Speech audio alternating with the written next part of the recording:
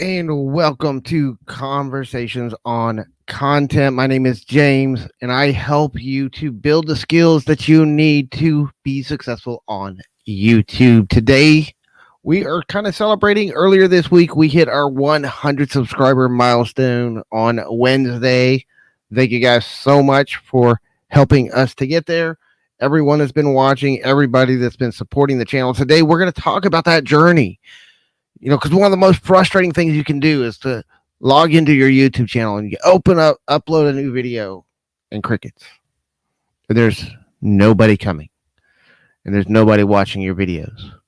I know I went through this for a long time on my storage scavenger channel. We went through like 4 months of uploading videos and getting like 3 or 4 views, and uploading videos and then getting like 4 or 5 views. And most of those had a high bounce rate. So people would watch like 30 seconds of your video and then disappear and never come back. And it's so frustrating to upload and upload and upload. I was looking at a channel just today. They've been posting consistently for 5 years. They have almost 300 videos on their channel and 36 subscribers. That can be frustrating to sit there day after day after day, uploading consistently for a long period of time. We're not talking about somebody that just started. We're talking about somebody who's been posting for 5 years. And then to see another channel that did it in 3 months and they're over 100 subscribers. Or to see another channel like my friend Adrienne, who I love dearly, post up the first couple of videos and she's already over 100 subscribers. She's doing a great job, by the way. If you haven't checked out Adrienne Rose's new channel, check it out. She's doing awesome over there. But we wanted to talk today about how to go on that journey. We're going to talk about the 5 things that we've done to build our channel, to grow our subscribers, and to engage more people. Because I know how hard it is to sit there and see nobody subscribing, nobody watching, nobody coming. And we think we're doing the things that the gurus told us to do, but it's just not working. Well, sometimes it's because you think you've done the things that you've been told to do, but have you really done the things you've been told to do? Because sometimes it works and sometimes it doesn't. And sometimes the things that the gurus tell you to do work once you already have an established following. But when you don't have that following, it doesn't work as well. I'm going to tell you today 5 things that we've done to get to that first 100. If you're already over 100, it can help you get to the next 100 or the next 1,000. These strategies work whether you're a small channel or a big channel. They work better the bigger you are. They're going to work faster the bigger you are. But even as a small channel, the things we're going to talk about today are the things that I have personally done over the last few months to grow this channel to 100 subscribers. And the only reason it took me this long to get here is I wasn't focused on building subscribers. I've talked about that in a lot of my videos. If you haven't been watching my videos, if you happen to be new here or something, check out some of our videos. We talk all the time about I am not focused on building subscribers. I'm focused on building my content. I said I wasn't going to start worrying about my subscriber count until I got to 30 videos. Monday's number 29. It's already in the buffer, ready to go. Wednesday is number 30. It's already in the buffer, ready to go. I'm going to be out of town next week. So I've already got next week's videos uploaded. I finished the thumbnails today. They're all ready to publish. They're already scheduled to publish on Monday and Wednesday of next week. I don't know if I'm going to be able to do the Inspired Tuber show on Wednesday this week or next week, because we're going to be in Dallas with Emily. It's going to depend on our internet. If I've got a good enough connection, I'm going to try to do the live stream on Wednesday night. But if I can't, I will be home Friday. We're coming home Friday, so it'll probably be another late night Friday live stream like this week. This week I was busy all day trying to get ready for the trip because we're leaving tomorrow morning. And so I didn't have time to go and spend a couple of hours on a live stream this morning like I normally do. So I had to wait till once we got everything else done, and then I had to get the kids to bed and all that stuff. So that's why we're going so late at night tonight. And it's Friday night. You need something to do to keep yourself busy because, it's a Friday night. We got a party. We're going to be talking about how to get more people to your channel, how we've built our subscriber base, how we're getting more views on our videos. The last 3 videos I've pushed up have all been green check marks. They're all going up.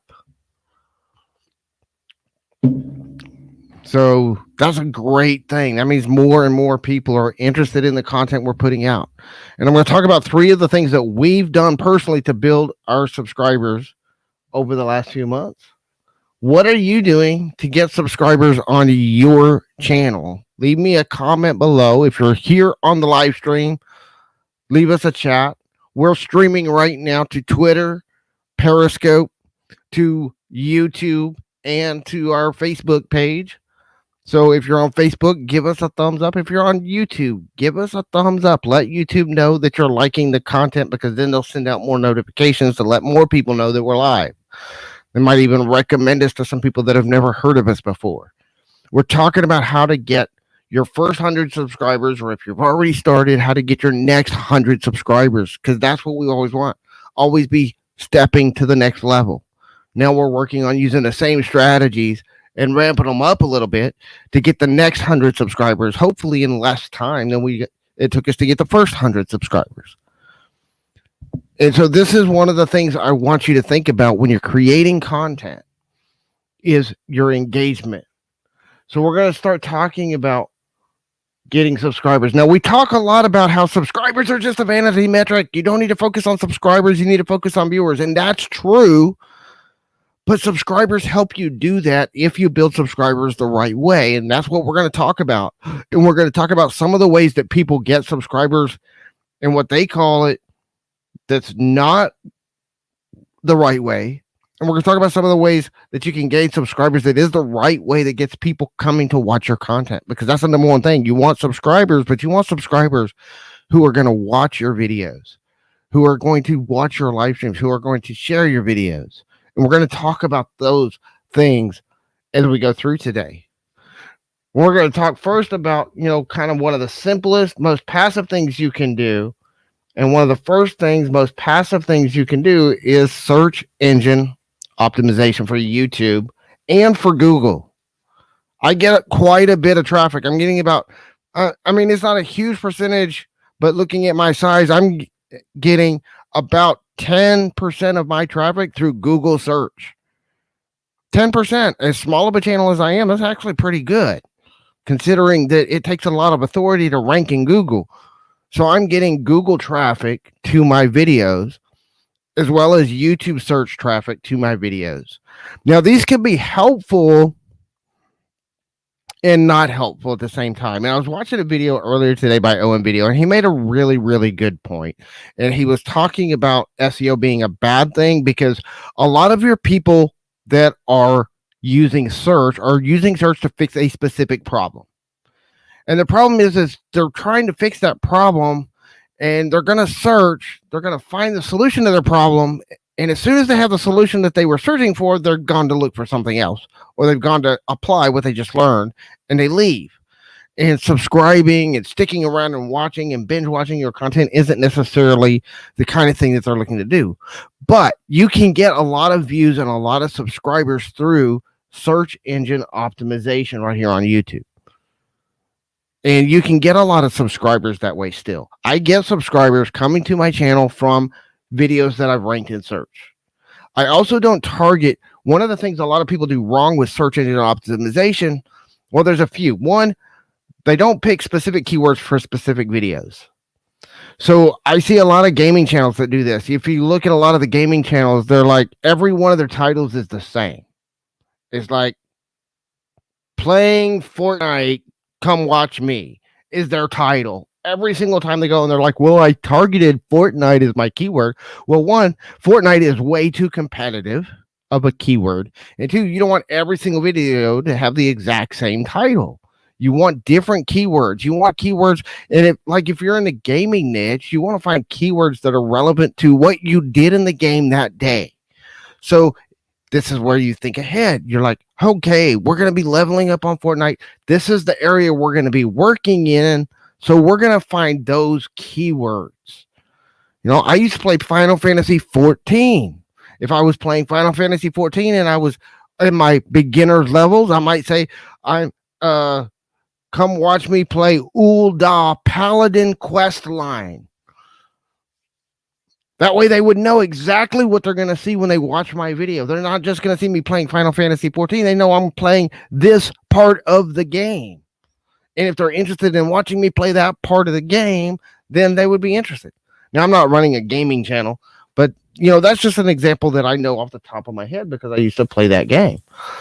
But think about finding the keywords that are specific to the different areas in the game. If you're going to be doing a certain dungeon run, maybe you're going to put your title as doing a walkthrough of this dungeon. If you're going to be doing a specific thing. So that's for gaming channels, for reselling channels. Instead of just saying thrift haul on every one of your videos, think about what did you find in your thrift haul and title it around that and craft a story around one of the items that you found. Storytelling. I've talked about this all the time. I tell stories for a reason because it works and it connects with people and it gets people engaged in what you're doing. It's one of the most important things you can use in your channel. Craft your videos into a story and you're taking people through this journey. You're taking them through an emotional journey. You're taking them through a physical journey. You're giving them skills that they can use, whatever it is you're doing, whether you're entertaining people or you're educating people, you can use stories in your videos. Hello, Ms. Adrian. You missed my shout out. I told everybody to go watch your channel. Hope you're having a fantastic day. So the first thing that we do is we optimize for search. We find keywords that people are searching for. And I like the long tail keywords. And think about it. Okay, if I'm targeting like I'm here in the YouTube niche space, okay? And if you've been around the YouTube niche space, I'm competing against Nick Nimmin, Daryl Eves, Think Media, Think Marketing now, all of these other bigger channels in this space. I'm fighting against Primal Video, Justin Brown, and all these other bigger channels. So if I'm going after keywords that they're ranking for, I don't stand much of a chance of beating them on those keywords. But I can go for the long tail keywords, the smaller keywords that they're not well optimized for, and I can get ranking for those. Okay. And then the second part of your title, and this is the part that a lot of people don't get, your title doesn't just need to be those keywords. It also needs to be compelling. What is the connection? What is the emotional connection? What is the big, bold claim? You got to have something that's connecting people in there that's going to draw them into what you're talking about. You got to have a claim. Just have to make sure you deliver on that promise. And then your thumbnail needs to work with the title to tell a story of that connection, to make that emotional connection. What do they feel? What problem are they trying to solve? And how do they feel about it?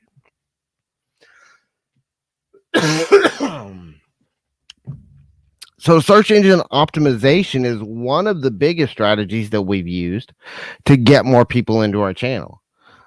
And we've gotten quite a few subscribers from search rankings. But we also target these micro keywords. So I'm targeting keywords that maybe give me 5 to 10 visitors a day. But, this is a long-term game. And if you think about it, if you get 5 to 10 visitors a day on one video, you're like, yeah, I only got 5 to 10 visitors. But if you're getting 5 to 10 visitors a day on 100 videos, 5 to 10 visitors a day on 100 videos, that's 500 to 1,000 visitors a day. It takes time to build up that library. But if you do that, by the time you get to that point, then you can start targeting those bigger keywords. And then you can start ranking for bigger keywords and stronger keywords. And honestly, a lot of times the long tail keywords have multiple smaller keywords, more competitive keywords buried inside of them. So if you target those long tail keywords, you can often rank by default for those other more authoritative keywords as you build more authority with your channel. So this is why SEO as a long-term strategy is one of the best things you can do to build subscribers for your channel. Now, for the short term, it can be helpful, but see, a lot of people also, when you're new, have trouble getting in search.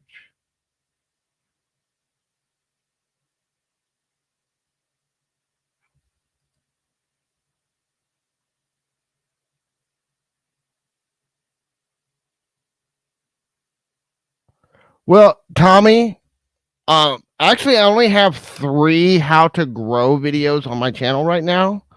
And this is the only one that I put a specific number on. And it's, again, can I teach somebody how to get to 100 subscribers? Well, I just got to 100 subscribers. So, I can speak from that. And that's what my video is about. This is the things we've done to get our first 100 subscribers on this channel. And a lot of it too is most of my how-to videos are not on how to grow. It's on how to engage your audience. It's on how to engage the audience you already have. It's on how to, like we just did a whole series on how to set up your YouTube channel. And a lot of this is also, it's coming from experience on my other channels. That's why I reference my other channels a lot. And I also do a lot with it's going to grow. It's something that we're growing as we grow. And we're just sharing our experience. We're sharing our journey of growth as we go through here.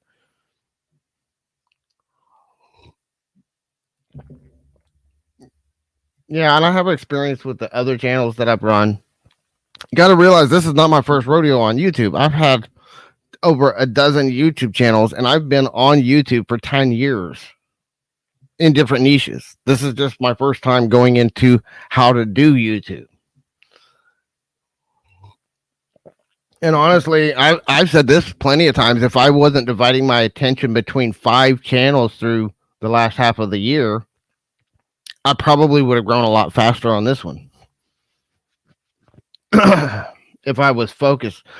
A lot of our growth came in the last month because I've really been focused on one channel for the last month. I think we were just over 50 subscribers at the new year. And we got most of that in the last month because we focused on just building one channel. And some of that was some of these other things that we've been talking about. So getting rankings in search. But one of the problems is one of the biggest problems a lot of people have with getting ranked in search is there's a lot of factors involved in search rankings. And when you're brand new, you're probably not going to hit all those factors just right. You've got to get that great title. You've got to get a great thumbnail that gets people's attention and gets the clicks. And then you've got to get watch time. You've got to keep people engaged in your content and watching what you're talking about. Yeah, I get asked that question all the time. In fact, most of us that are small channels trying to teach this stuff, honestly, get asked that question all the time. How can you teach this when you're so small? Well, we all start at 0. We all started with 0 subscribers, and we all learn as we grow. I mean, I started this channel in September, end of September, really started focusing on it at the end of December. And here we are. My friend Adrienne, she's right there. She built her new channel within her first 3 videos. She was already over 100 subscribers.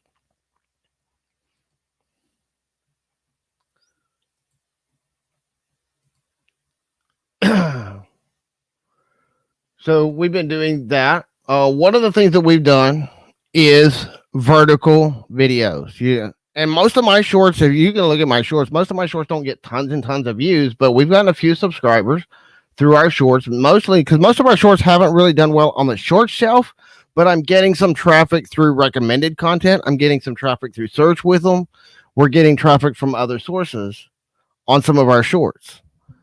And on my scavenger channel, that's one of the things, like I'm going to reference my scavenger channel. I've had some of those that got over 1,000 views on them, some of my shorts, and I got over 50 to, I had one particular one that got me over 50 subscribers, and overall, all of my shorts together, I've gotten over 100 subscribers on the storage scavenger just through doing shorts.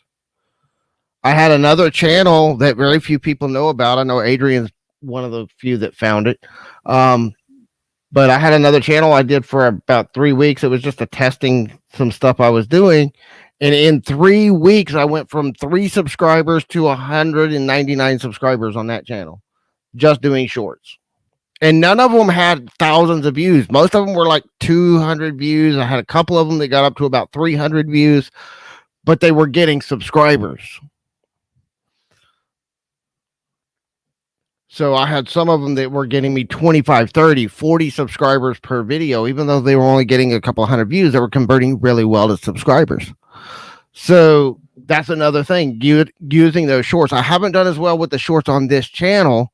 I haven't done them very much on this channel, really. And most of the ones I've done, I've learned from talking to people that educational content does much better on the shorts shelf than educational or entertainment content. I'm sorry, I think I said that wrong. Entertainment content does a lot better than educational content on the short shelf. So I'm trying to figure out how to be more entertaining and still do my shorts. I've done a couple this week. We'll see if they go anywhere. I did get the shorts camera this week. That was exciting. I actually got some recording, so I've got a video coming out on the shorts camera and how to use it. I've already recorded it, but it'll probably be after our trip next week before I get it edited.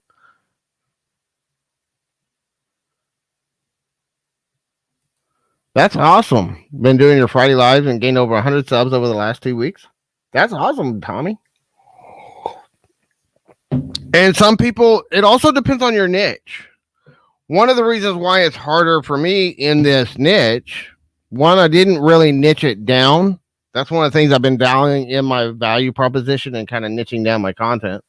And I've noticed, at first my mindset stuff that I started doing a few weeks ago, at first it was kind of not getting very many views. My first couple of videos on that kind of stuff, I was getting like 10 or 15 views. But right now, the last 2 I've done are 2 of the most popular videos on my channel right now.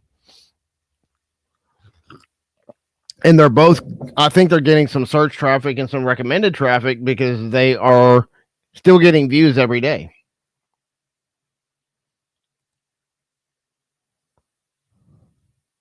Really? I just got it this week. I just found it on Wednesday, I think it was the first time I saw it. So, so I've got a video coming out on how to use it. I think it's pretty cool. I'm not the most entertaining, but I can do technical videos and show the technical, how to do the technical side of it, and then let people figure out how to do their own entertainment. So that's what I'm going to do. I'm going to do another how-to video on that. I've already recorded some stuff on it. I just got to finish recording it and editing it. Like I said, it'll be next week after our trip. But shorts is another great way that we've been getting subscribers to all of our channels over the last few months. And then the next thing, and there are several levels of this one, and it's actually kind of broken up, but first one is social groups. And for social groups, I'm talking about, we've been going to live streams, hanging out in the chat, chatting with people. We've been going to Facebook groups on Twitter, communities. I'm getting involved in Instagram. I actually got a shout out yesterday from Owen Video, who's got 60,000 subscribers on his YouTube channel. He gave me a shout out on his Instagram yesterday.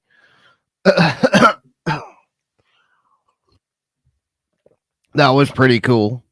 Posted about me in his stories on his Instagram page. I got a lot of people came over to my Instagram from his Instagram, and quite a few of them came over here and subscribed. That's where I started getting even more subscribers. My subscriber count actually went down yesterday, and then it shot back up.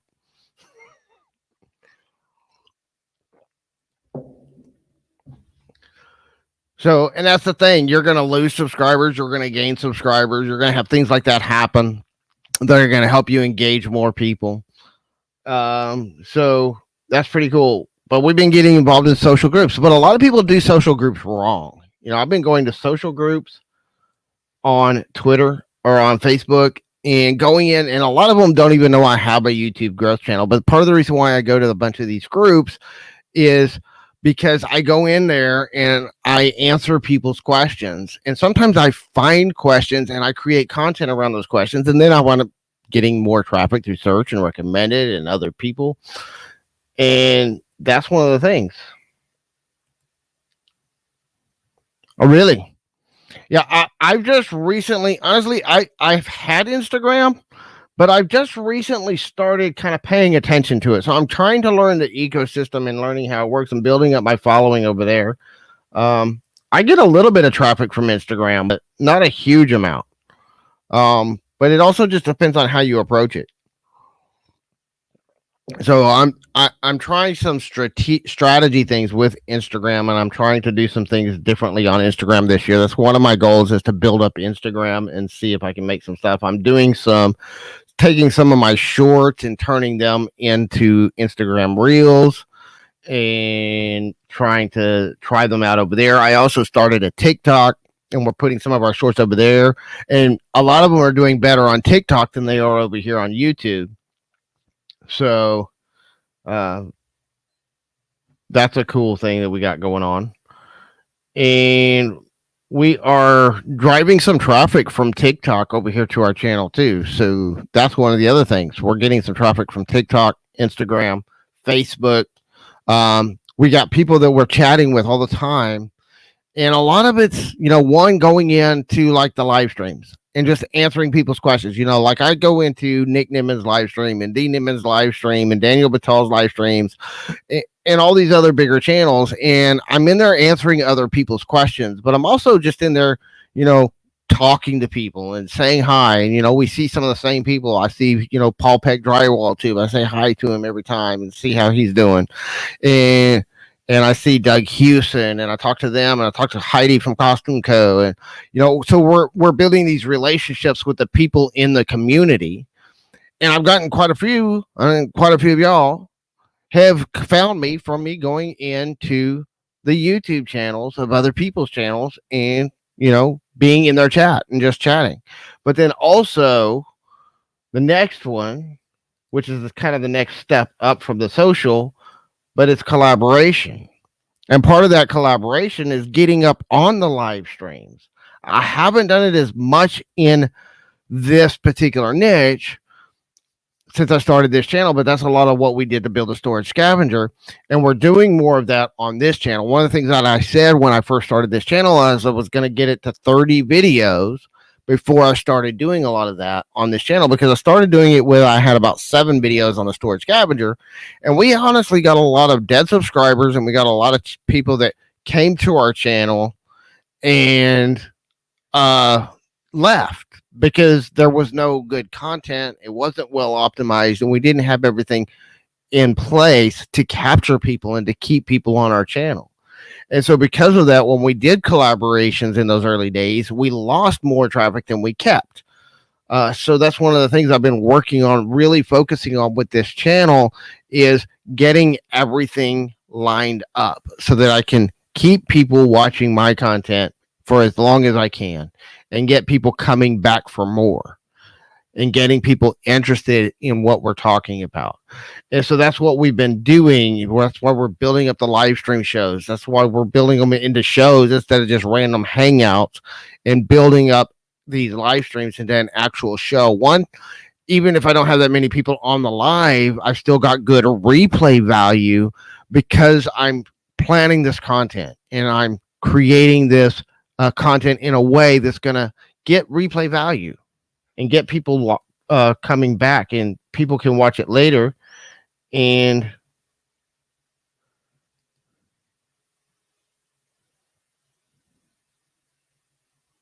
yeah, and he just does them randomly.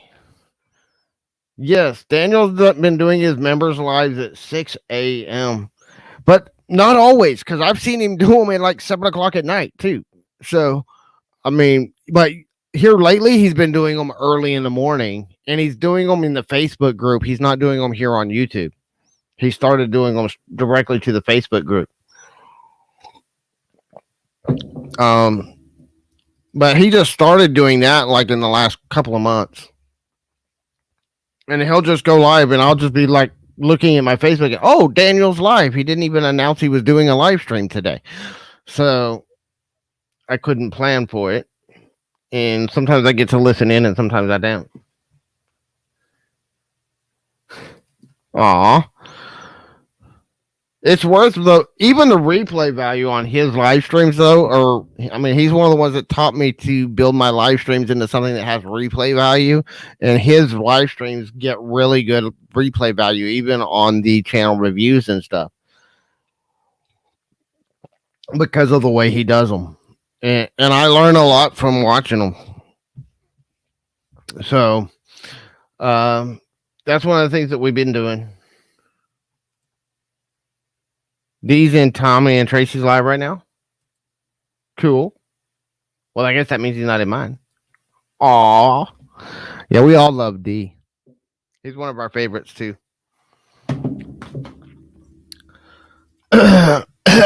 Yeah, Tommy and Tracy are in Dee's private group. So are me and Adrian. So we see them all the time.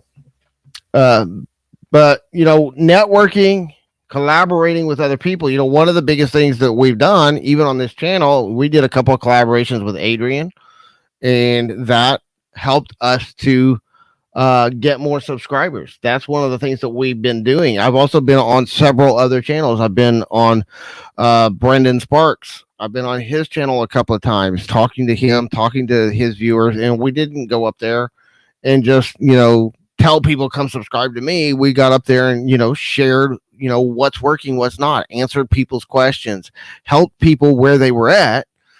And then, you know, a bunch of those people came over and subscribed to our channel. And this is one of the things that you want to do. You want to take those opportunities. And a lot of them weren't scheduled collaborations. They weren't pre-planned. They were, you know, I was hanging out in the chat and they made the opportunity available for somebody in the chat to jump on. And so I took it.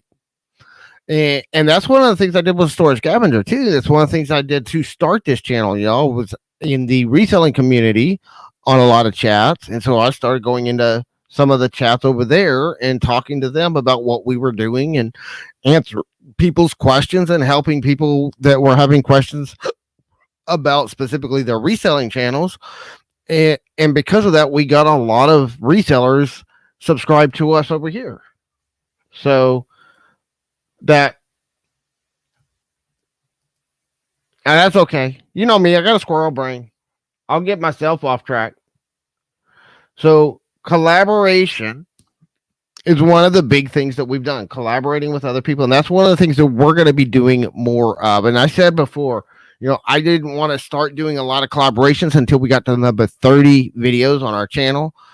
And I just said this earlier, but I don't know if y'all caught it. Number 29 is going up on Monday. Number 30 is coming out on Wednesday. So after this trip, we're going to start working on collaborations quite heavily, actually, over the next few weeks, the next few months. We're going to be collaborating pretty much any collaboration I can get my hands on. I'm going to be starting to talk to people. I've already been talking to some people about setting up some collabs and doing some video collabs as well as some live stream collabs and working with some people to help us grow our channel and hopefully help other people with their channels as well in doing what we can. And these are some of the big things that we've done. And then the fourth one, and this is not what most people think about whenever I talk about this, recommended traffic. Now, when most people in the YouTube space start talking about recommended traffic, they start talking about YouTube recommended traffic. But that's not what I'm talking about. That's important and that's cool, but I get like maybe 3 to 5% of my traffic comes from YouTube recommended traffic. You've got to have a big library of content to get YouTube recommended traffic, which is traffic showing up on the homepage, traffic showing up on recommended content next to suggested videos at the end of somebody else's videos, that kind of traffic. But when I'm talking about recommended traffic, I'm talking about somebody watches my video and they share it with somebody else. I watch my video, somebody watches my video and they go tell somebody else to come watch my video. Somebody asks somebody else a question and they send them to my channel. That's the kind of recommended traffic I'm talking about. And that's one of the most powerful things you can do to build your subscribers. Get your subscribers so invested and so engaged in the content you're creating that they're sending other people to you. Because if you do that when you're small, you get maybe, if you think about it, if you got 2 or 3 people in your subscriber base doing that, you might get, 5, 10, 15 subscribers that way.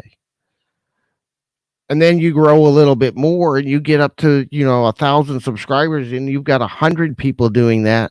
Now you're getting 100 people coming to your channel, 200 people coming to your channel, 300 people coming to your channel based on word of mouth. And you're not going to do that if you got crappy content. You're not going to get that if you're not making an engaging content with people. And that's when your channel really starts to grow on autopilot. And that's what we want to get to. That's one of the things that we've done.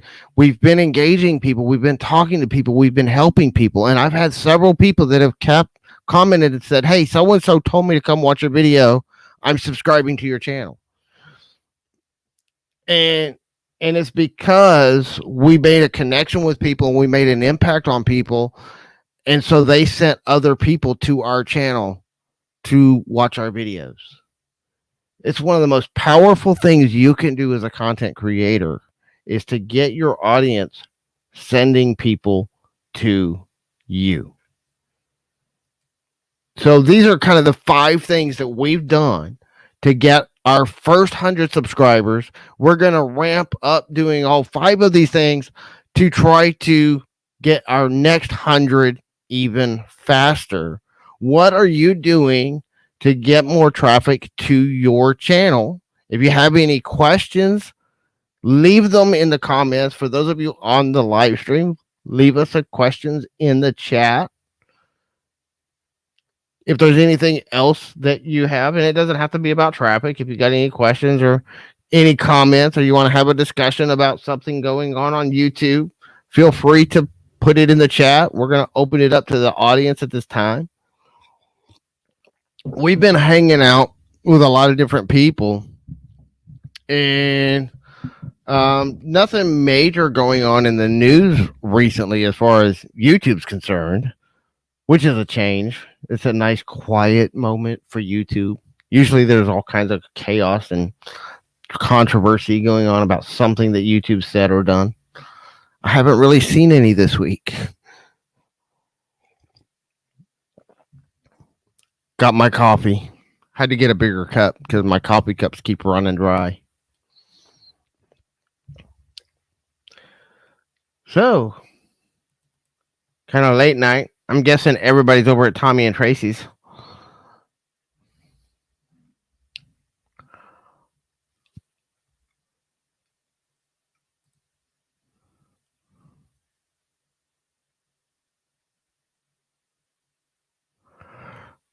Well, some of it's going to, this is one of the things that you have to think about. There's some people, this is one of the things where we talk about fragmenting your audience. And you have to think about maybe they made a pivot. Like, I'm going to pick on one of our friends here. And it's not picking on her. I love her to death. But Shelly saves the day. Okay, Shelly made a major pivot because about a year ago, almost all of her content was on how to grow on Instagram. And she built a huge following around her Instagram content.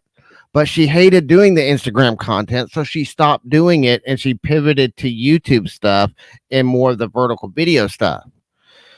And when she made that pivot, a large portion of her following didn't unsubscribe, but they quit coming to watch her videos. This is a problem with making a pivot because you keep a lot of the subscribers, so it looks like you've got this huge number, but they don't watch your content. So she basically had to start over from scratch about a year ago when she made that pivot. And that's, well, I know because I was following her when she made that pivot. That was when she made that pivot, was about the time that I found her and started following her. But that's one of the things when she made that pivot, her viewership went to almost nothing. And just sometimes it's just making that connection with people. Yeah. But and this is also one of those things of, as we grow, we all go through growing pains. As we grow, we all have things that we change. We might change our directions. I might change my direction one of these days. We don't know. I've never done that before. Yeah, right. I probably do that, too many times. That's part of why I'm struggled for so long in my life, is because I keep changing directions too many times. But I'm in a space that I love, and it keeps drawing me back in. As much as I've tried to get away from the content creation stuff, I've tried to get away from it so many times over the last 10 years, and I keep getting sucked right back into it. It's like I can't start creating content without spending most of my time giving content creation advice. I was doing stuff in outside of YouTube space, a couple of years ago, and I kept getting sucked right back into content creation and spending my time on content creation more than I was on doing what I was supposed to be doing. And that's what happened. That's what happened with the storage cabinet. That's why I finally broke down and started a channel on creating better content and improving YouTube and that kind of stuff.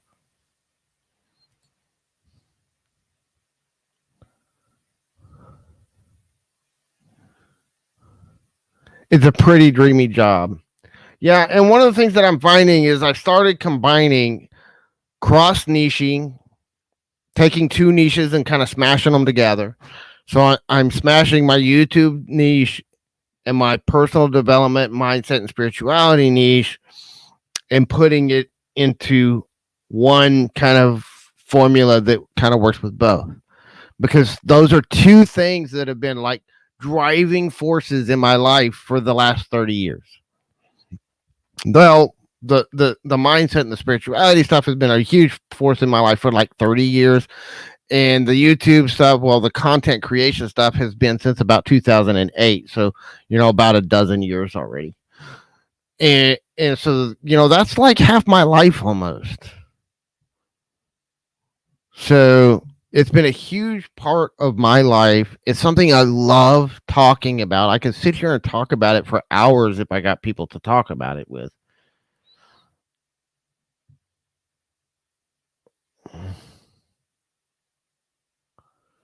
Yeah. Well, see, here's the thing with passive income streams.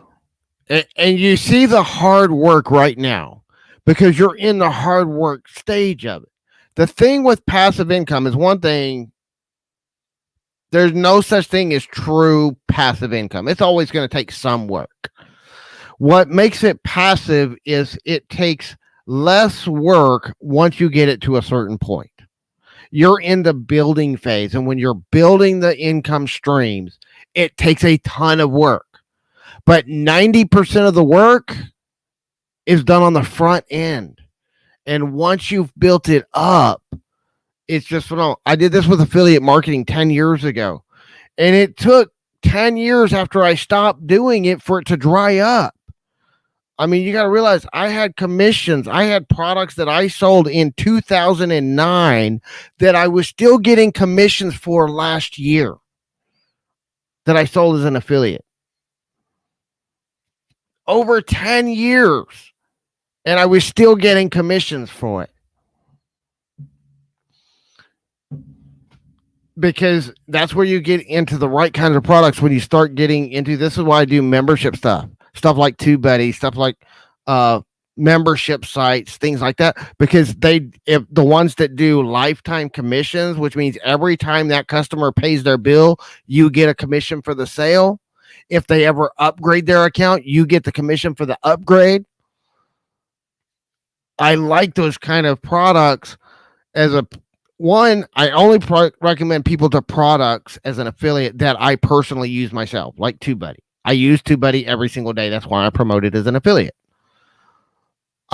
Aweber. I've actually got some videos coming out on email marketing. I've been setting up my own email marketing funnel. It's one of the things I was working on today. And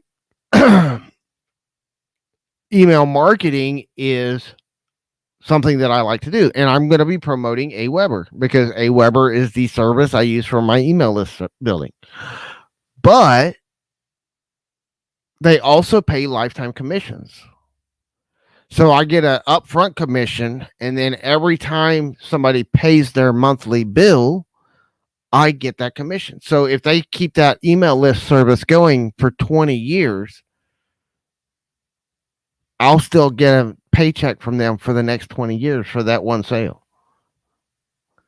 And when you get one of those, it's like, okay, I made 20, 30 bucks. But if you think about it, like I get a $20 commission per sale on some of these. If you get a $20 sale or one that's a $20 commission and you get 10 of those, that's $200 a month. You get 100 of those, that's $2,000 a month. So as you grow as a creator, as you grow as an affiliate, as that following grows and you generate more of that revenue and more of those sales, they start stacking on top of each other. It becomes huge. And then think about this. You put something out there and somebody may not buy today, but they might buy later, and you still get the commission depending on how they do their stuff.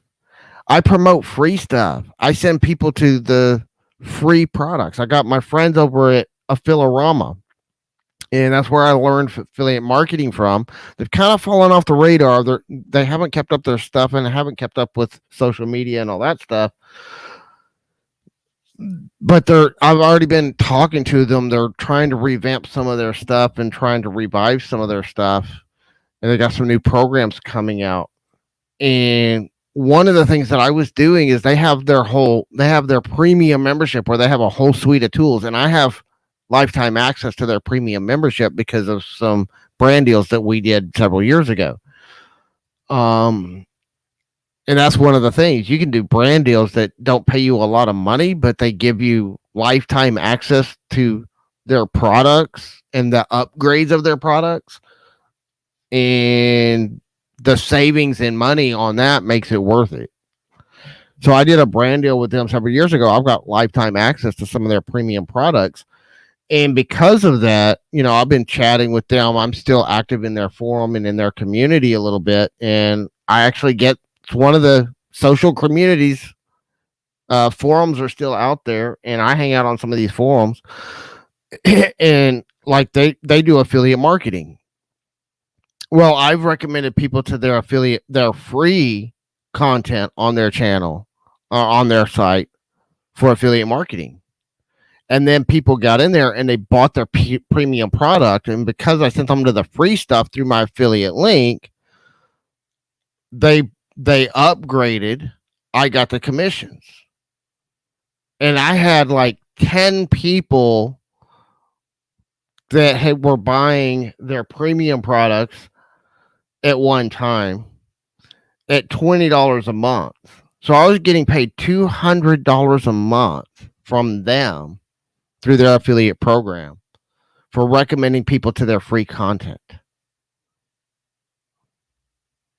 And then, slowly as they didn't keep up with the technology and they didn't keep up their stuff, they kind of drifted away. And I lost the last of my subscriptions that people were paying for to them last year. But for 10 years, I was getting paid every single month. For 10 years. $20 a month. Every single month for 10 years. For a recommendation I made 10 years ago to their free content. I never even promoted their paid service. I recommended people to their free content. And I was getting commissions all these years for that recommendation. That's the power of passive income, because I wasn't doing anything in that niche for most of that time. And yet I was still making money from it. It wasn't a huge sum of money, but if I had built up other forms of passive income and built up more passive income, then over that time, the more of it you build up over time, the more of it you stack, the more income you get through that residual income. The same thing is true like with writing ebooks and courses and stuff like that. That's why so many of us like to do the digital ebooks and courses. I'd much rather sell you an ebook on how to do something than coach you one-on-one on how to do it. Because for coaching one-on-one how to do it, I'm going to get paid one time for one person's service. My time is worth that money. But for an ebook, I write it one time and then I sell it over and over and over and over and over again. And I set it all up to where it all runs on autopilot. All I have to do is create my content and tell people about it. But the sales process is on autopilot and I don't have to be there. And once you have, if you've got 10, 15, 20 videos ranking in YouTube search that are on those specific problems that your ebook solves, and then you're sending people to that ebook, that's where it can stack up over a long period of time. And you don't just have one ebook. Most people that I know that do ebooks, they don't just publish one book and then stop.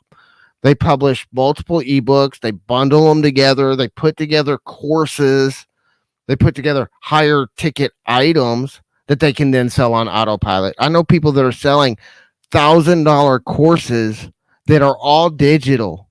So they create all the content up front and then they're selling people on $1,000 course and they don't have to do any work because it was already all created and all made. Think about that. You got people buying $1,000 course and you're not making one sale a day. You're making 10 sales a day.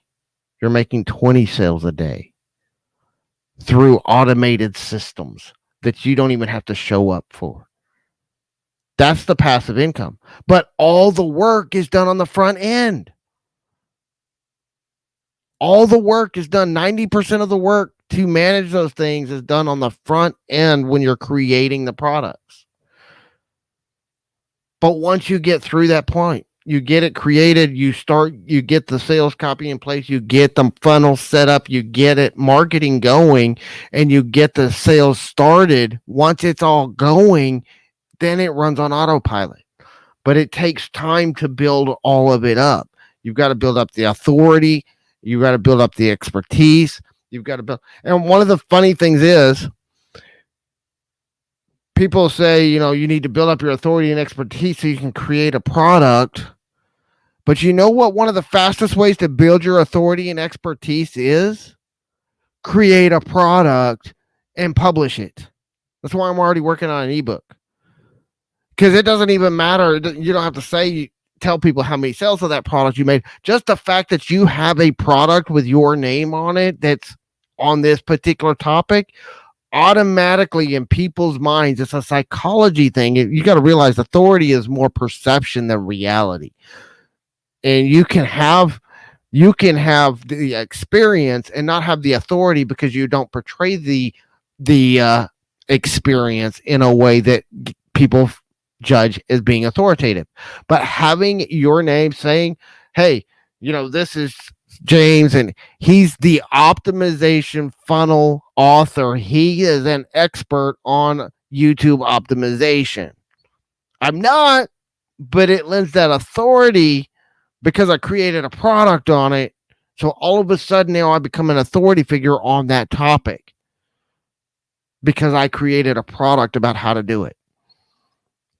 I find a problem that people have that other people aren't solving, and I tell people how to solve it. And that whole book that I'm writing came about because people were asking me for it. I didn't create the product. I didn't decide before I started the channel I was going to create this product. I knew I was going to create products, but I waited until people started saying, this is what we want. And when people said, you need to put this into a product that we can buy from you. And I said, okay, I will. And sometimes you do that and it doesn't sell. And sometimes you do it and it does sell and it sells phenomenally well. But just having your name on that product helps give you an air of authority in that particular space. It's a perception thing. So one of the first things that, with your farmstead channel, I would say you should be writing already an ebook on beekeeping. just because you've got a lot of content on it and it's something that you know enough about to write a beginner's guide. It doesn't have to be an everything in the world. Just how do you get started? And it doesn't have to be huge. It doesn't have to be big, and it doesn't have to be anything you haven't already done. You can take the scripts from your videos and use that, put those into one document and use your titles of your videos as chapter titles, and there's your book.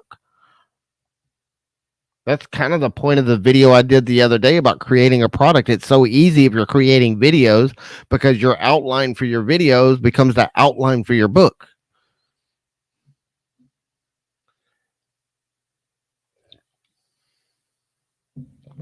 That happens too. And you'll find people ask, I did a whole series on how to read YouTube analytics because people were begging me for a series on how to read YouTube analytics, and very few people watched it. And that was free content. You put a price tag on it, and those numbers dwindle even further. Because people will ask you, this is the problem with crowdsourcing your topic ideas and asking the audience. A lot of people are like, oh yeah, we just asked the audience what topics to make our videos on. The problem is you do that and then they don't watch it. Because they say they want it, but then when you give it to them, they don't want it. It happens all the time. That's why I make data-driven decisions. That's why I make decisions based on what people are actually looking for, not what people are saying that they want when you ask them on a poll. I'm sorry. I didn't mean to miss it. I did watch the replay.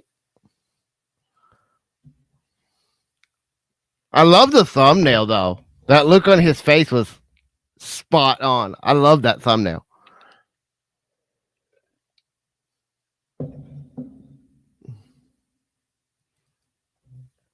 I'm sorry. I thought he was pretty good. But, that's one of the things. Well, I was going to try to make it, but I was busy with other things. We were busy trying to get stuff together and get the car loaded and getting ready because we're leaving tomorrow morning. I mean, we're not jumping up and rushing out the door, but we're going to be leaving fairly early tomorrow morning to head to Dallas for Emily's doctor's appointments. And we're going to be gone for a whole week. So I've been trying to get things here done that have to be done before we can leave for a week.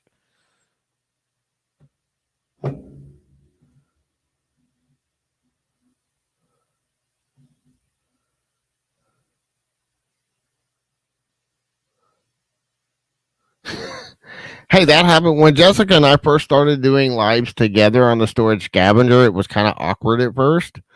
And we still get some issues because sometimes I don't know when to stop talking and let her talk, and sometimes she doesn't stop talking and let me talk, and sometimes it gets a little awkward, or we bring up something that really should be a private discussion, not aired out on YouTube. So, and she won't have anything to do with this channel. She wants nothing to do with it, so she won't be coming on these live streams. She's made that abundantly clear. Yeah, she's trying to get me to go back on the Storage Scavenger, and I told her one of these days. We might try to work it into the schedule after we come back from this trip. I told her there was no way I was going to do it before we went on this trip, and part of it's going to depend on Emily's surgery. Part of the reason why I've decided to focus on this channel is we've got so much going on. I just don't have the time to work on the business, and it's hard for me to go and do videos on a channel that I'm not really doing anything with. I'm not really doing anything in that business, so I don't really have any content to put out. Because I've been so busy between this channel and taking care of things for the kids. And I mean, I still got stuff going on eBay and stuff that we're selling on eBay, but not very much. And I gotta do some more listing on eBay, but it'll have to wait till after our trip. I got so many things to do after our trip. There's so much to do and not enough hours to do it all. Yeah. She won't admit it, but I think she misses the live streams because she's been bugging me about why she hasn't been on a live stream. And I was like, because all the live streams I've been doing are on the channel you have made it abundantly clear you want nothing to do with.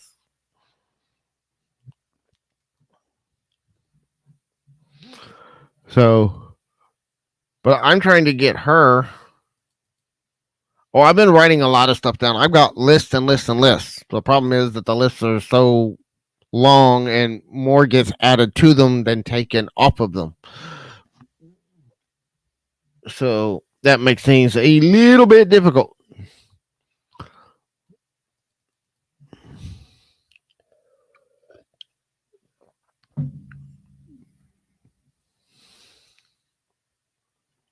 But, you know, we're enjoying it. We're having a good time.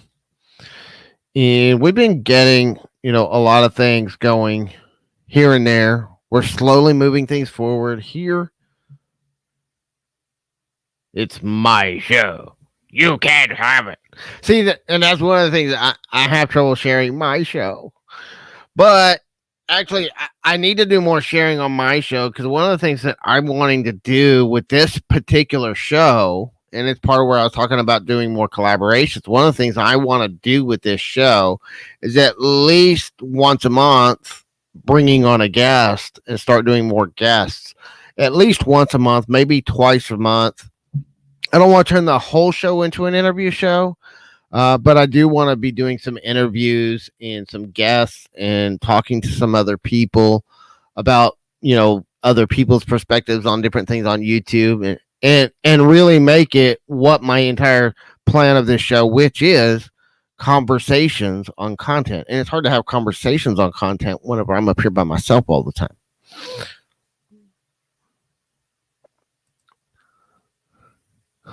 You like your audience. You gotta be careful.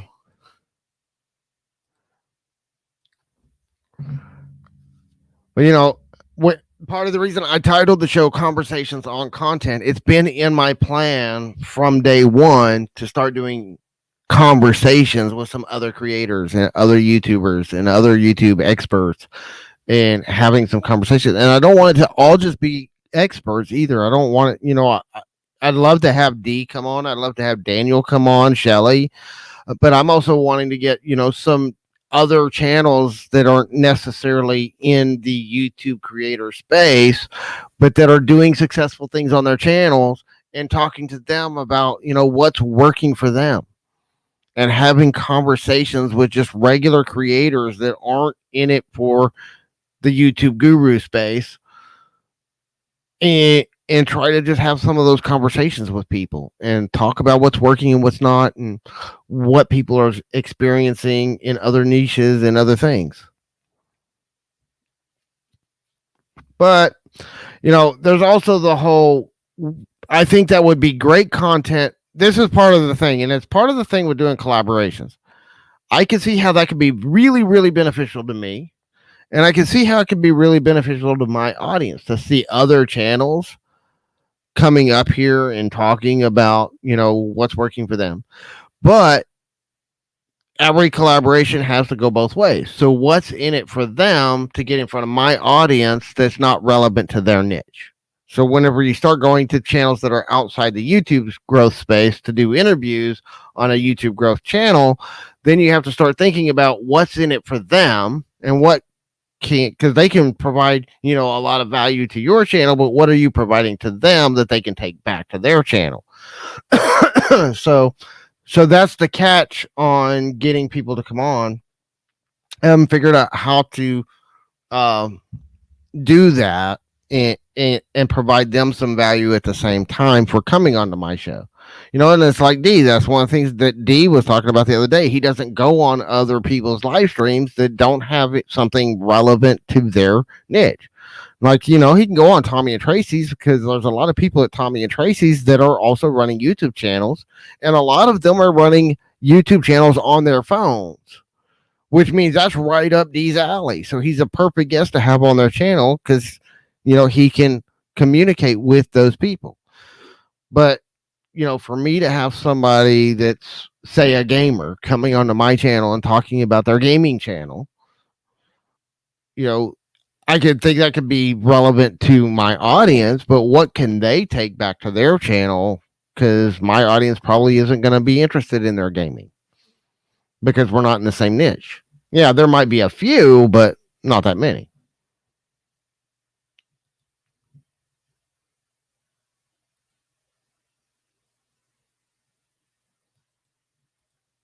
I love that because I do it all the time. I will be in the I will give out full on presentations, and I don't just do it like I'm on camera. I do it like I'm on stage.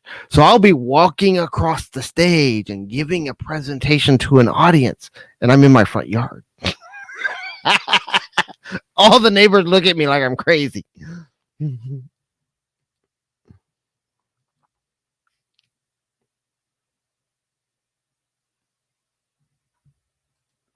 What I did was I set my goal. This is what I did before I ever started my channel. I decided before I started doing that, I wanted to get to at least 30 videos and at least 100 subscribers on my channel. Well, we got 100 subscribers and I'm 2 videos away from 30. So that's what we're doing next. That's the next level in our plan. Doing more interviews and doing that kind of stuff. That's what you want to do. You just want to set yourself, what are the milestones? Decide, don't think about time limits, but think about milestones and think about when I get to this milestone as far as how much content I have on my channel. This milestone is how many subscribers I have on my channel. Then we're going to do this. And set those milestones for when you're going to do that next level of thing that you want to do, whether it's interviews or whatever it is that you're wanting to do.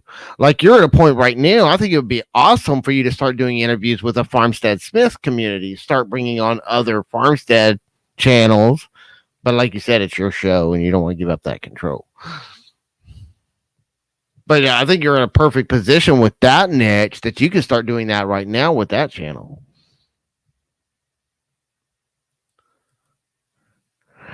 Yeah, the problem is, setting up the camera to do all that. That's just too much production work. Because it doesn't happen all the time. It's not like I can plan it and make it happen. It's just I'll be outside, because I'm a smoker. And I go outside to smoke. I don't smoke in the house with the kids. So I'll go outside and I'll be out there smoking a cigarette. And all of a sudden an idea starts going in my head. And then all of a sudden I'm in the middle of a presentation. And then it's like 45 minutes later and I'm still giving a presentation. Like I'm on stage. But this is one of the things I talk about. I'm practicing to be on stage. I'm practicing to get in front of a live audience. For me, doing live streams like this is just practice for me to get on stage and get in front of a live audience and talk to people. And what is that topic going to be when I get on stage? We don't know yet. It might be on mindset, which is something I know quite well. It could be on YouTube growth. It could be on the mindset of YouTube growth. Most of my live streams, this is why I create the run of shows for all of my shows. I have a run of show for every one of my YouTube live stream shows. And I've saved them. I've still got the slides. I've saved them. And the thing is, the way I've organized it, somebody could come to me tomorrow and say, hey, we had a cancellation at this conference or at this event, and we need you to give a presentation. Do you have anything on this topic? And I can be like, hey, I just did a live stream on that. Pull the run a show. That now becomes my blueprint for a speech, for a presentation I can give on stage. Because most of what we talk about here is the same things I can do from a stage. And I try to create my shows that way intentionally. Hey, Matt. Thank you, sir. Thank you, sir. Thank you for joining us. Hope you're having a fantastic day. You missed the subscriber discussion. You'll have to go back and watch the replay. We were talking about how we got to 100 subscribers and kind of the steps that we took and the strategies we used. It's basically just a blueprint for your show.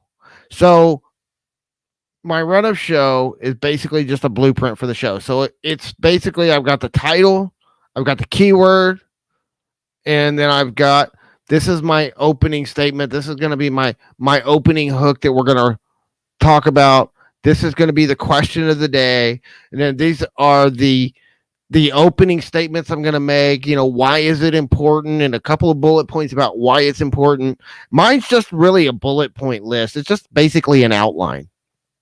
And then I go, point one. What is point one that we're going to talk about? Like today was SEO. And then what are the key points I want to talk about at SEO? And then if I have a story that I want to tell about that particular topic, then I put that in there. So it's just basically an outline for your show and what key points. But then I have certain things in there that some people just do a straight outline of these are the talking points. I put some other things in there, like I put the question of the day in there. I put, this is going to be my call to action, and I can put that in the run of show so I know where in the show to do the call to action. So, like, do a call to action. I did it earlier before you got here, I think, where I told everybody to give me a thumbs up. It was in my run of show to do it at that point in the show.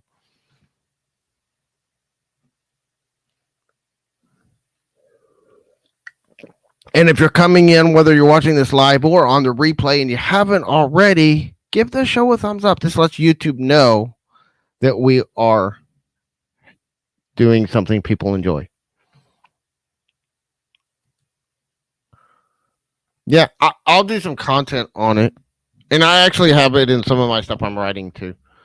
But yeah, run of show. I actually learned about it from Owen Video. He harps on the run of show.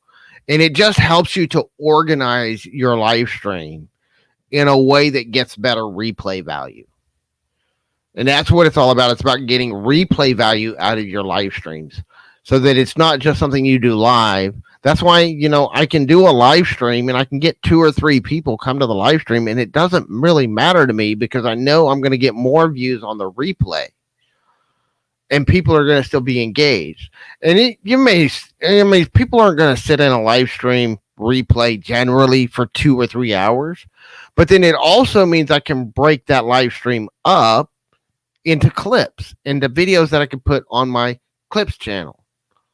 So I could take this live stream that we did today. We're at, a little over an hour right now.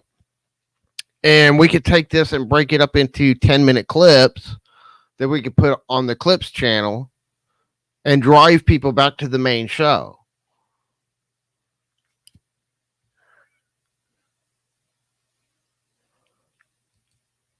That's okay. We all got haters. If you ain't getting thumbs down, you ain't doing something right. If you ain't got somebody talking crap about you, you probably ain't doing something right.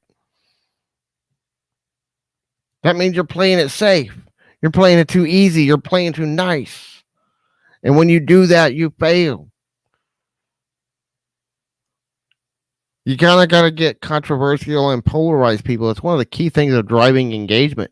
Controversy is a huge thing to drive engagement, but it also means you're going to get haters. And I talk about when we start talking about the spiritual stuff, especially, we drive a lot of controversy with some of that because a lot of people want to deny it. Some people want to be freaked out by it. Some people want to say, oh, you can't tell me that this stuff works. Okay. You can believe whatever you want. I don't care. I believe in it because I use it every day and I see it working every day.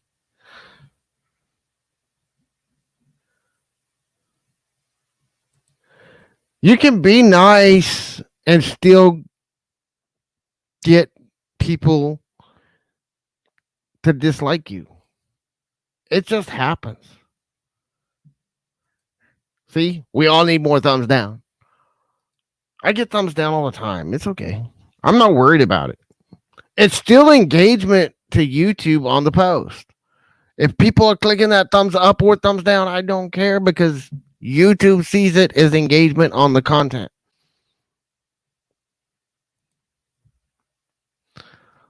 So that's one of the things. Try to get that more engagement. The more of that engagement you get, the more YouTube is going to share it out with more people. So if you get a lot of people that are clicking that thumbs up. That's why we say, sometimes I've even seen some channels that say, thumbs up is the least invasive form of call to action. And think about this. Okay, if you're doing a subscribe call to action in all of your videos, and that's the one call to action you do, well, what if, 30 or 40% of your viewership on that video are already subscribed to you? So you just did a call to action that 30 to 40% can't take action on because they've already done it. But if you tell them to give a thumbs up, doesn't matter if they're subscribed to you or not. That thumbs up is an action they can take. And then if you get those thumbs up, one of those factors that YouTube looks at when recommending content is videos you've put likes on. So if you get getting people to like your content, then they're more likely to get recommended another piece of your content because they've engaged with your content already.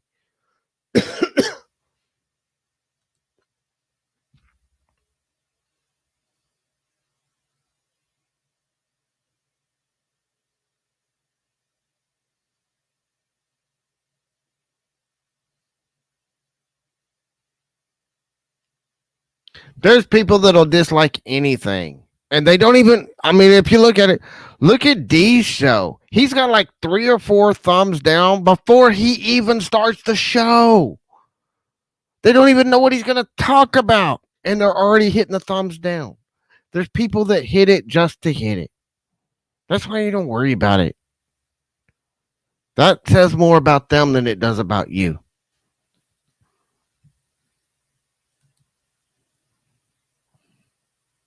Just don't take it. It's just, you can't take it personally. You can't take what anybody says or does about you personally.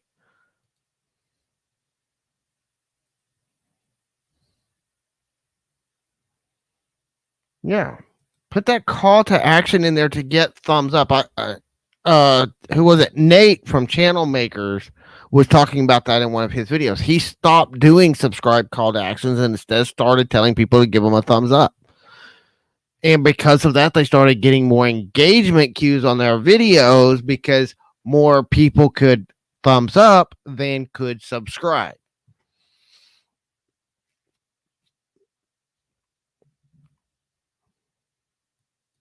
And you can do that thumbs up call to action multiple times. I know I got friends of mine that do premieres all the time. And like 5 or 6 times during that premiere, they'll give that call to action. Not only in the video, but in the chat as well. They'll be giving that call to action to make sure y'all hit that thumbs up during his premieres. And because of that, they get a lot of thumbs up on their premieres. And so that's a lot of engagement. So YouTube's going to push that video out more to search and recommended content.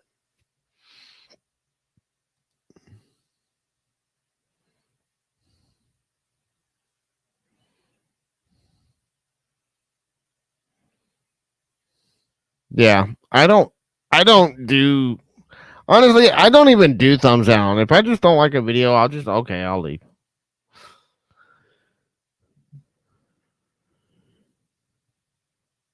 Yeah. When I worked in a restaurant business for a long time, so I kind of developed a thick skin against people complaining because sometimes people just came in and complained. I mean, I worked at a restaurant one time that, all of our stuff was pre-made because we were a bakery, but we happened to have some other food too. And like soups and sandwiches and other stuff. But our main business was the bakery, not a soup kitchen. And most of our soups and stuff were pre-made when they came in. Well, they complained and they wanted to throw a fit because I couldn't special make their soup and leave certain ingredients out. Well, one, when you make soup in a restaurant, it's made in big pots. It's not made individually in a dish.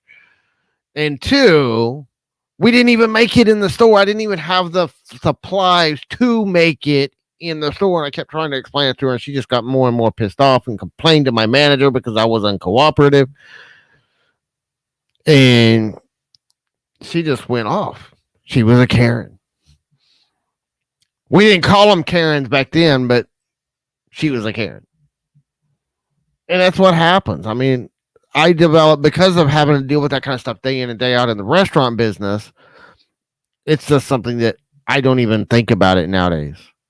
And you want to have a job where you get a very low approval rating, but that means you're doing your job really well? Go work in a prison.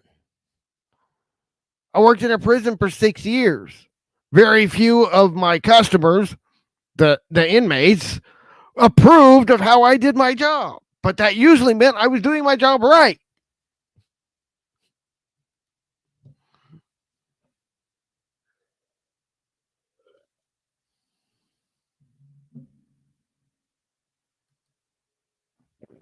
Oh, the Ultimate Content Warrior? I didn't enter it. I saw about it. I didn't enter. Yeah, I didn't have the time. That's why I didn't do it.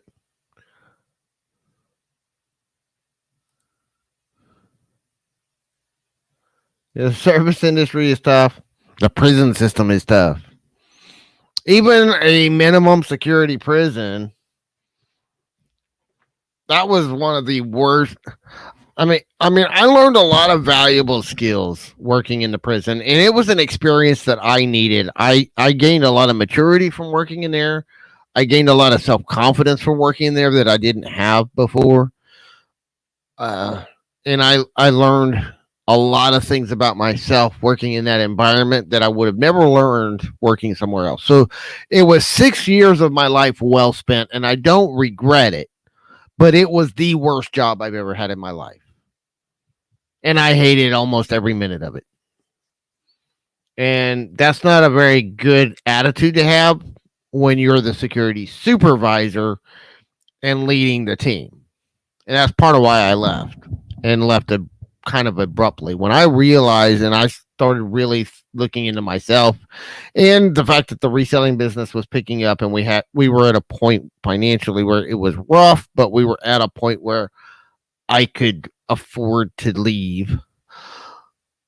We left as soon as I could. Jessica wanted me to stay a few more months, but I'm kind of glad I didn't too, because they were one of the first prisons in the state of Texas that had the coronavirus. And if we had left on her schedule, I would have still been there when it broke out in the prison.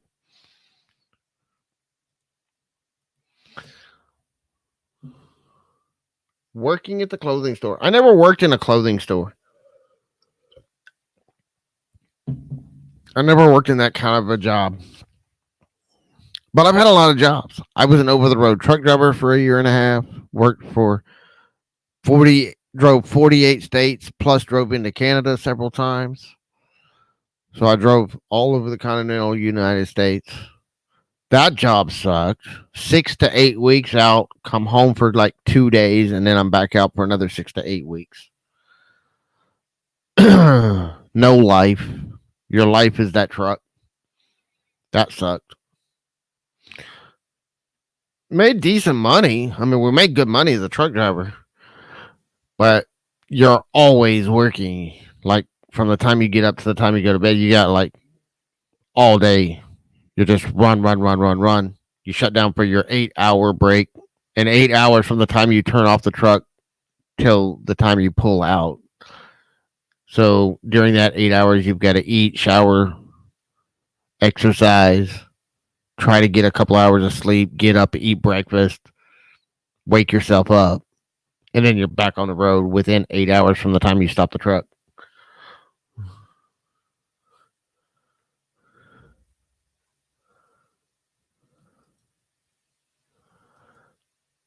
You worked at Kohl's.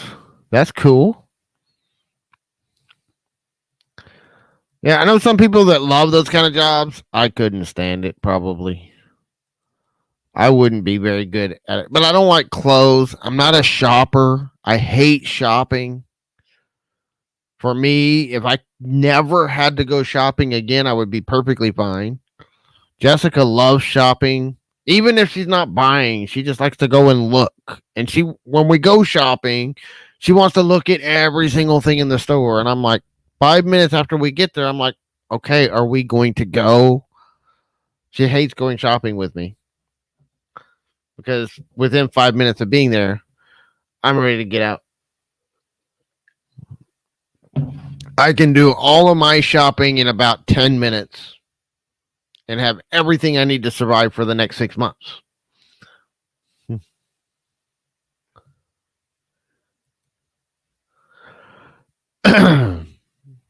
But for me, it was, I just hate getting out shopping. Now you get me into a place like a wood shop.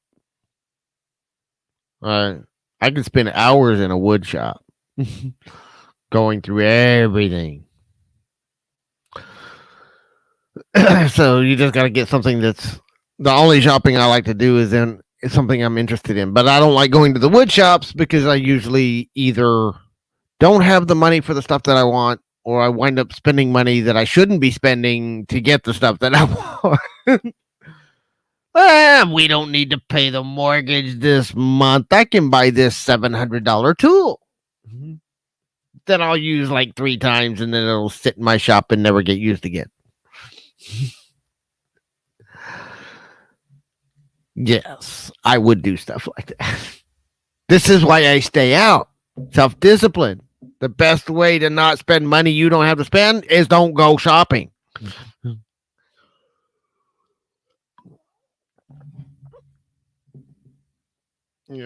Best way to keep an alcoholic from drinking, don't take them to a bar.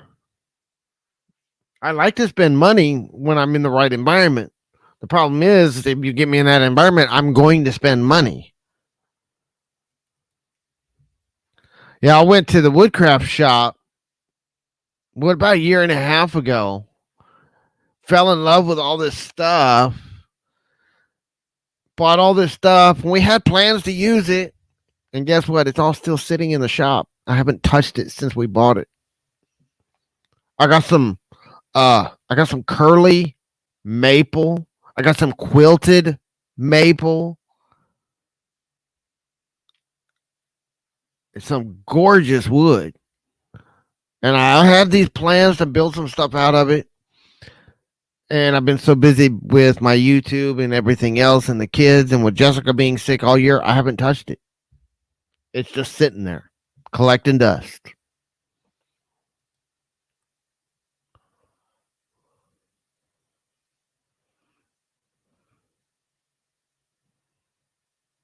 I didn't lose interest. I just haven't had the time. I've been so busy between building the business and taking care of the family being sick and everything else. I just haven't had the time. And part of it too is I don't have a workshop. I have a shed where all my tools are stored, but I don't have a workshop. I have a back porch. So my woodworking is very weather dependent. If the weather's bad, I'm not working. If the weather's good and I got the time, I might be able to get some work done. But then I have to pull everything out of the shop, set it all up, get what little bit of work I can do, take it all down, pack it all up, put it back in the shed. It's a lot of work just to set it up and take it down. So I really want big chunks of time where I'm going to be able to get a lot of work done to make it worth the effort to pull all that stuff out, set it all up, and then do everything. And I just haven't had the time. I tried to do some woodworking videos, and I think I did like 5 videos on that channel. And it was so much work. I wanted to do 10-minute videos would take me like a week and a half of work. And that was while I was still working at the prison. And it was too much. I didn't have the time to do the work. And I was getting like 10 or 15 minutes worth of work done in like a 12-hour day. Because most of my time was, moving the cameras and resetting up the gear and resetting up the tools and trying to get the shot.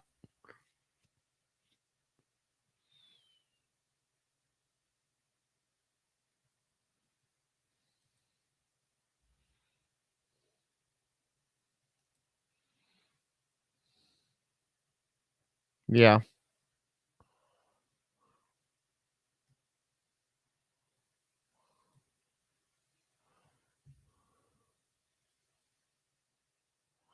Yep. That's one of the problems I have with woodworking too. To really get into it takes a ton of money to really get into it. Getting a really good set of tools and getting some of the really nice wood, because I like working with some really nice wood like curly maple, quilted maple, um, Clairol walnut. It's all expensive stuff. Ebony, I love working with ebony, but it's really really expensive. And then I buy it and then it sits here for months and months and months because I either don't have the time to work on it, or when I do have the time, I just don't have the energy because I'm so wiped out from everything else. I am a member of D, Nick, Daniel Batal, and Roberto Blake. And I'm thinking honestly of dropping Roberto and Nick, because I like Roberto and I like Nick, but well, Nick's doing better now. Since the first of the year, he's been doing weekly members only live streams. But before, it's like I've been paying for Nick's for a couple of months, and it's like, when are we gonna do anything for the members?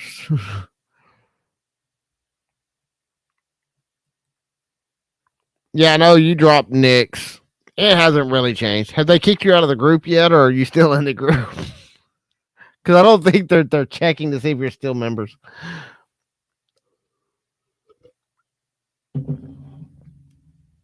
Because I've seen people in there that are in the group that are not members on his channel. I think it's because that they were members and they lost their membership and they never got removed from the group. But Roberto's, I signed up for Roberto's, but he's only done one members only live stream since I've been on his. And like D and Nick, they've done all their members only content.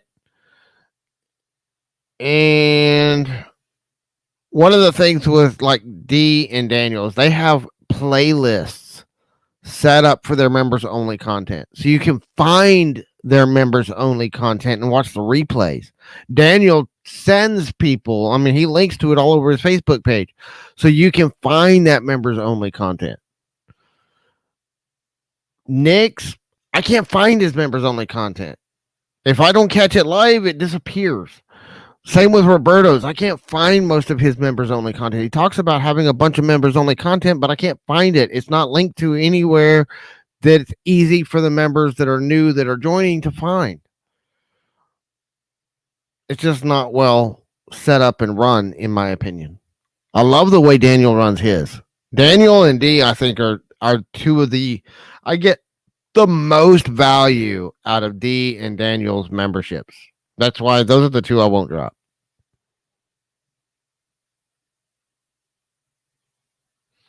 Yeah. And remember, Daniel's, even though Daniel's channel is mostly like on Filmora and video editing tricks, his members group, we're doing like really deep dive stuff. Like, he's the one that taught me, and he does a lot of consulting and stuff, and he gives some discounts to his members.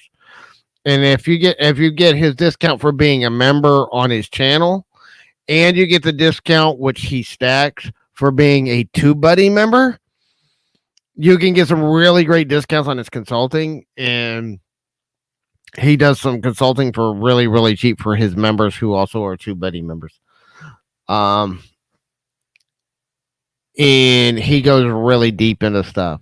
And he's really helped me with dialing in my value proposition, with making decisions on my channel, with figuring out, what direction I want to go and how to do the things that I want to do. He's really, really helped me dial a lot of that in the last few weeks. And he's given me some harsh advice at times, but you know what? He's been right and it's helped. Most of the time. There's only a couple of things he's told me to do that I haven't done. The one thing that he told me to do, because I don't feel comfortable doing it, and there's plenty of other channels already doing it, is he told me to double down on the Camtasia Studio videos at one time. But at the time, I had like 10 videos on my channel, and it was like, okay, this is your most popular video, double down on that. And I'm like, but I've only got 10 videos. I didn't even have all of my core content that I was testing to see what people were going to respond to out yet. And it's still pretty high up there. The Camtasia videos that I did are still some of the top performing videos on my channel, but they're not at the top anymore. There's other stuff outperforming it.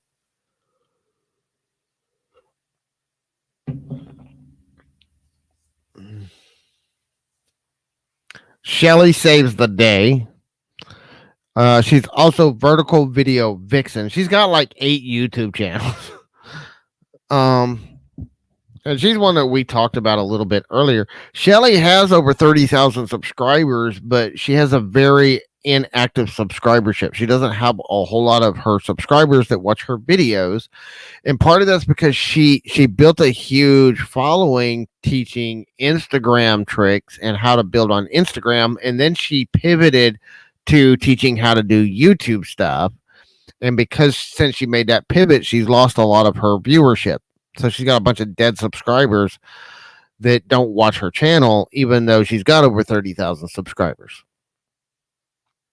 But she's great. She's got some great information, and she knows what she's talking about. She knows what she's doing. She's got multiple YouTube channels that are doing fairly well. But she's doing, YouTube advice, and she's doing vertical video advice, and she's got one channel that's on beauty advice. So she's she's a squirrel brain like me and Adrian. She's got severe ADHD too, so she's all over the place. Did y'all see my squirrel video?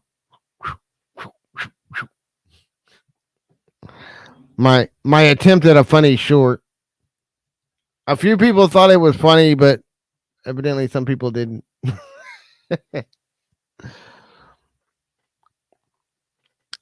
But yeah, I love Shelly. She's great. She's got a lot of great advice. She was on with Viper earlier. I was watching them right before I came on here.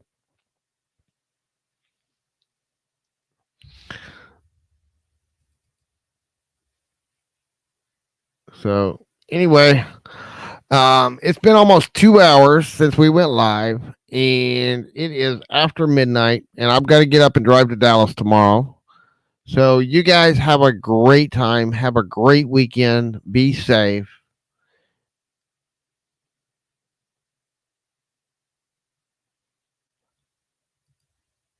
I have a video blooper from my last video on Farmstead Smith that I think would go well on this channel. Oh, well, put it on there. See how it works.